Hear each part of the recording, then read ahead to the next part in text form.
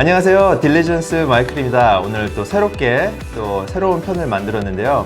우리 다시 우리 스티브 강 한인의 부회장님께서 나오셨는데 요즘 어떻게 지내셨는지 또 너무나 오랜만에 만나게 됐어요. 너무나 바쁘게 지내시는 것 같아가지고 이렇게 만나게 됐는데 어떻게 지내셨는지도 간략하게 얘기해 주시고요. 그 다음에 오늘 어떤 또 이야기 풀이를 해주실 건지 간단하게 좀 얘기해 주시겠어요? 네, 그동안 너무나 바쁘게 지냈고요. 이렇게 다시 여러분을 유튜브 통해서 뵙게 돼서 너무나 반갑습니다. 이제 며칠 있으면 미국 대선이거든요. 네.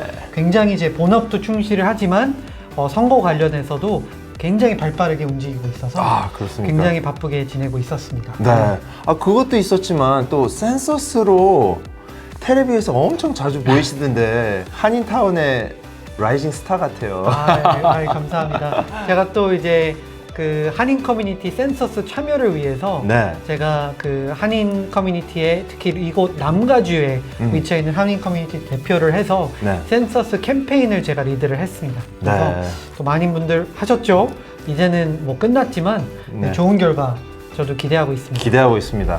네, 오늘 이야기할 토픽은 딱 두 가지고요. 네. 첫 번째는 이제 대선. 과연 트럼프가 우승할지, 바이든이 우승할지 이제 분석이고요. 네. 그 다음에 두 번째 토픽은 정말 많은 한인분들께서 궁금해하시는 토픽입니다. 그것이 바로 이제 제2의 아니면 제4차의 경기부양책 1200불 체크 네.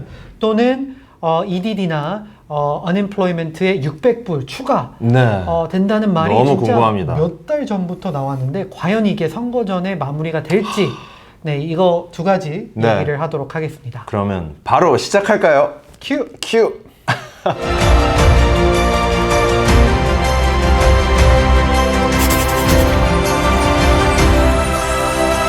첫 번째 토픽인데요. 네. 이제 대선을 앞두고 많은 분들이 이제 과연 트럼프 대통령이 재선에 성공할지 아니면 조 바이든 전 부통령이 새롭게 당선이 될지에 대한 질문을 제가 굉장히 많이 받습니다. 네. 근데 저도 너무 궁금해요. 제가 굉장히 심플하게 분석을 해드린다면 각 후보가 그 270 그 선거인단 표를 얻으려면 로드맵이 굉장히 다릅니다. 네. 그래서 제일 먼저 바이든 후보, 그러니까 민주당이죠. 전 네. 오바마 정권의 부통령을 지내신 이제 조 바이든 후보가 대통령으로 당선이 된다면 네. 굉장히 간단하게 지난 2016년도 대선에서 힐러리 클린턴이 확보했던 그 20개 주를 메인테인을 하고 그리고 펜실베니아, 미시겐, 위스콘신 이 세 주를 새롭게 확보를 한다면 네. 선거인단 270표를 돌파를 할 수가 있습니다.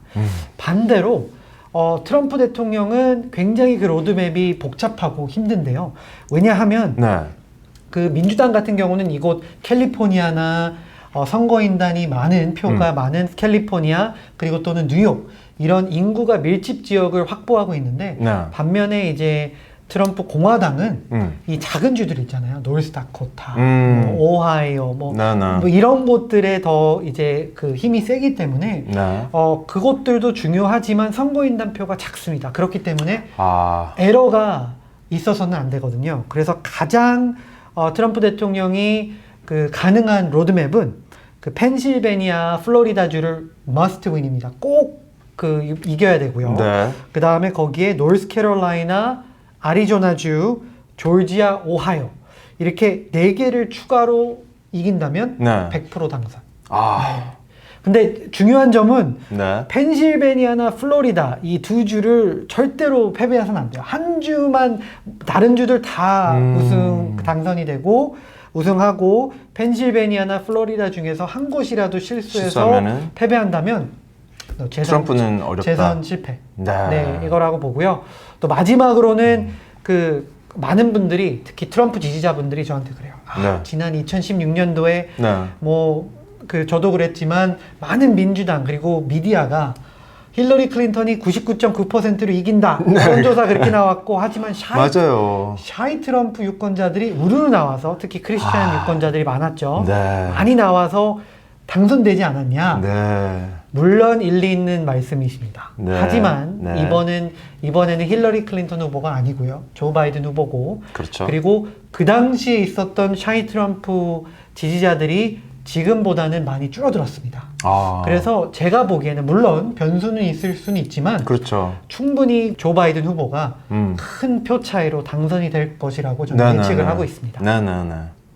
정말 많은 기대가 있고 요번만큼은 정말 요 팬데믹이 갑자기 부는 바람에 이 트럼프가 아무리 좀 잘했다고 쳐더라도 요번에 이렇게 팬데믹 때문에 흔들리는 일들이 많이 있고 그러다 보니까 이런 이 대선에 관심을 많이 안 갖던 사람들도 엄청나게 많은 관심을 갖고 있고 정말 주의 깊게 보고 있는 것 같아요. 그래서 그렇죠. 좀 그런 면에서 봤을 때 이렇게 설명해 주시는 게 너무 재미있고 또 흥미가 있는 것 같습니다. 네, 그래서 혹시 아직 투표 안 하신 분들 계신다면 네. 꼭 오늘이라도 사전 투표, 우편 투표, 현장 투표 네, 모두 하실 수가 있습니다. 꼭 투표해 주세요. 투표해 주세요.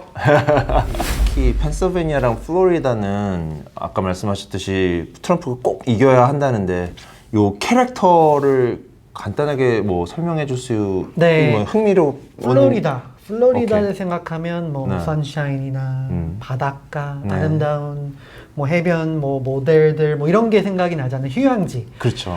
그리고 플로리다는 하와이처럼 굉장히 1년 내내 따뜻합니다. 따뜻하기 때문에 네. 많은 시니어 분들께서 은퇴를 하러 플로리다도 가고 그리고 큐바라는 국가랑 굉장히 또 가깝죠. 가깝기 때문에 쿠바 난민 예전에 난민 많이 했죠. 난민들이 많이 있고 그래서 그쪽의 라티노, 히스패닉 커뮤니티는 우리 캘리포니아가 알고 있는 뭐 멕시코나 뭐 남미 이런 쪽보다는 쿠바 커뮤니티가 라티노 커뮤니티가 굉장히 큽니다. 그래서 그런 성향이 좀 다르고요. 네. 시니어들이 많고 백인들이 많고 그다음에 라티노는 쿠바 분들이 많다. 하지만 조금 그 성향이 다른 부분이 그 젊은 유권자들도 굉장히 많고요. 그래요? 그리고 아시안 커뮤니티도 4년 전보다는 많이 증가를 했습니다. 네. 그래서 현재로서는 여론조사가 굉장히 박빙으로 나오고는 있어요. 네, 그래서 충분히 트럼프 대통령이나 아니면 조 바이든 전 부통령이 충분히 둘 다 이길 수가 있는데 그래서 트럼프 대통령은 그 쿠바 커뮤니티에 굉장히 공략을 했고 그래서 쿠바 커뮤니티에서는 조금 더 바이든 후보보다는 여론조사에서는 조금 더 favorability가 더 높고요. 네. 하지만 이 변수가 되는 부분이 트럼프 대통령이 플로리다의 중요성을 미리 알고 사실은 원래 거주지가 뉴욕시티거든요. 네, 네. 트럼프 타워. 아시죠? 네네네. 원래 거기에 오랫동안 거주했는데 네. 대통령 당선되고 나서 그 마랄라고 리조트가 있잖아요. 주말마다 이렇게 내려가던 그 리조트로 주소를 바꿨어요. 그게 이제 두 가지가 있습니다. 본인이 이제 멜라니아 여사와 함께 투표할 수 있는 권한이 있고요. 또한 그만큼 플로리다의 중요성을 일찍 그 인식을 해서 아예 자기의 나의 홈은 더 이상 뉴욕시티가 아니라 트럼프 타워가 아니라 플로리다에 있는 마랄라고 리조트다.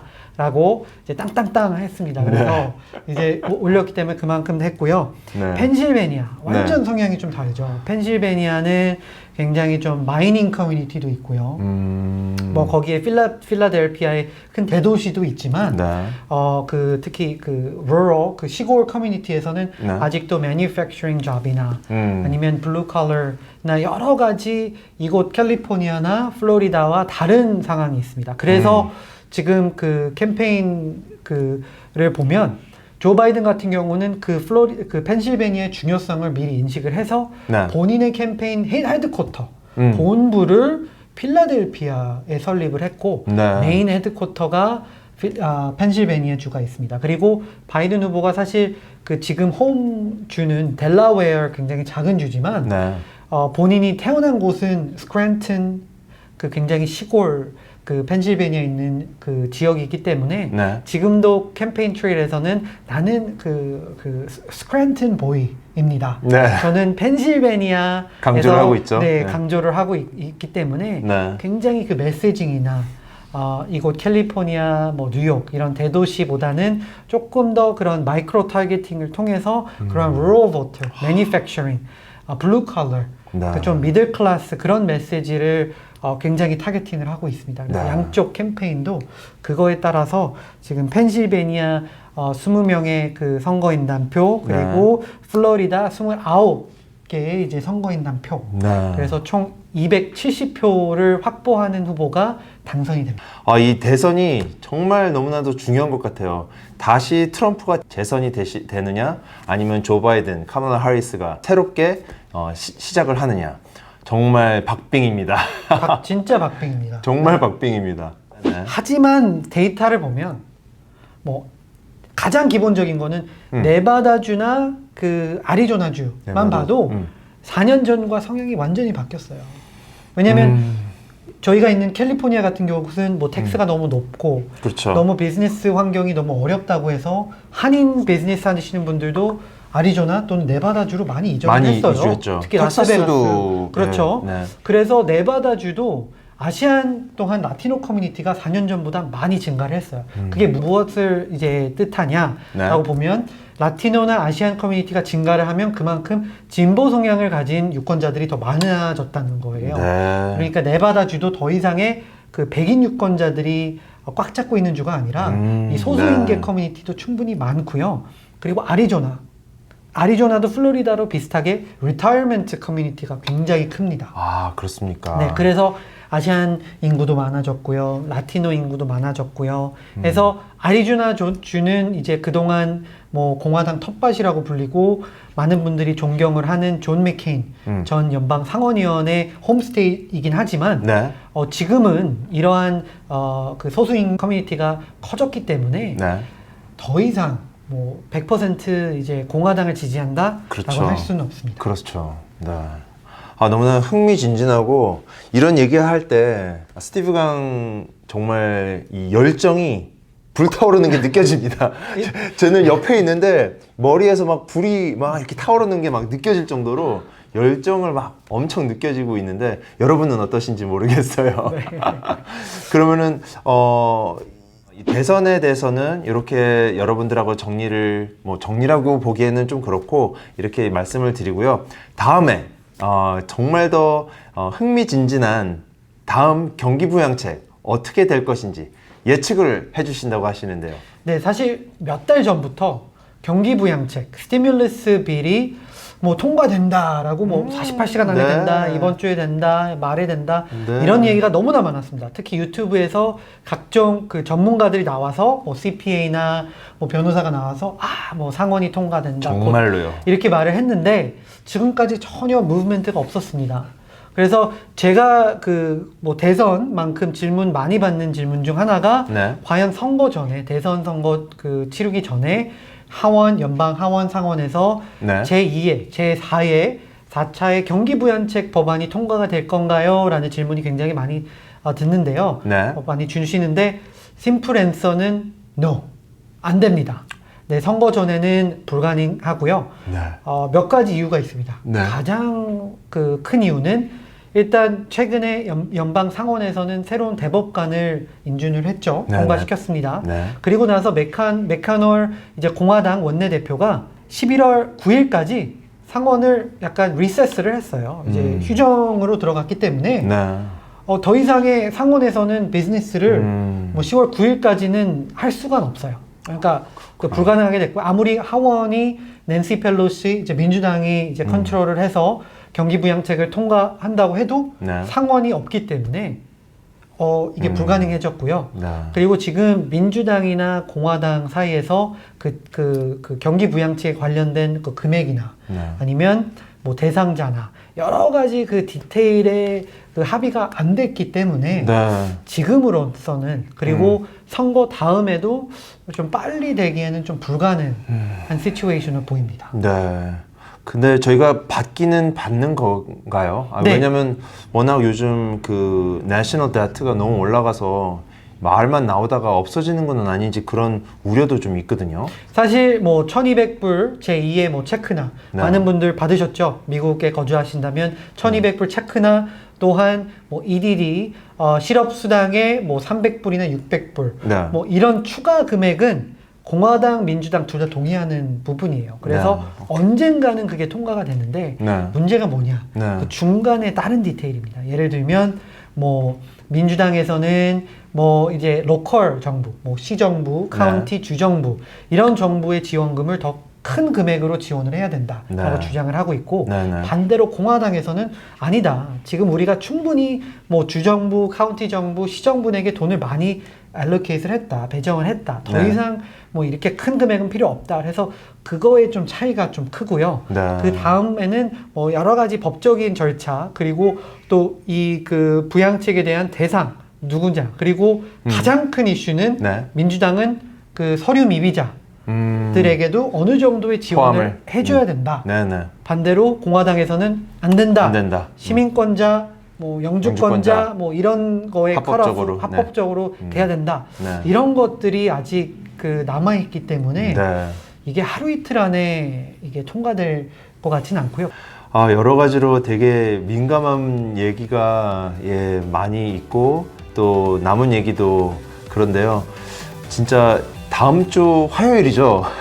네, 이제 진짜 이제 눈 뜨고선 지켜봐야 되는 그런 상황이 이제 바로 앞까지 왔는데요. 진짜 그 결과에 따라서 경기 부양책의 미래가 뭐 빨리 통과될지 안 될지. 하지만 뭐 저도 언급했지만 1,200불이나 그리고 실업수당의 추가 지원금은 언젠가는 통과돼요. 그 중간에 다른 디테일이 아직 협의가 안 됐을 뿐이지 그 두 부분은 100% 통과가 됩니다.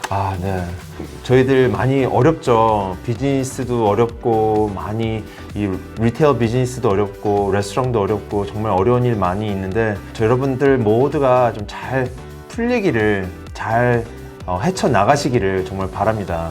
그리고 저희가 이번에는 대선 얘기와 부양책 얘기를 했는데요. 아마 다음에 만날 때는 아마도 대선 이후에 만나게 되겠죠. 그렇죠. 그럼 그때는 코리아타운에 대한 또 몇 가지 또 재밌는 또 이런 얘기 저런 얘기를 또 준비해 주실 텐데 그럼 그때를 또 기약을 하고 오늘은 이렇게 여러분들하고 또 인사를 하도록 하겠습니다. 그럼 다음 만날 때까지 우리 안녕. 감사합니다. 감사합니다.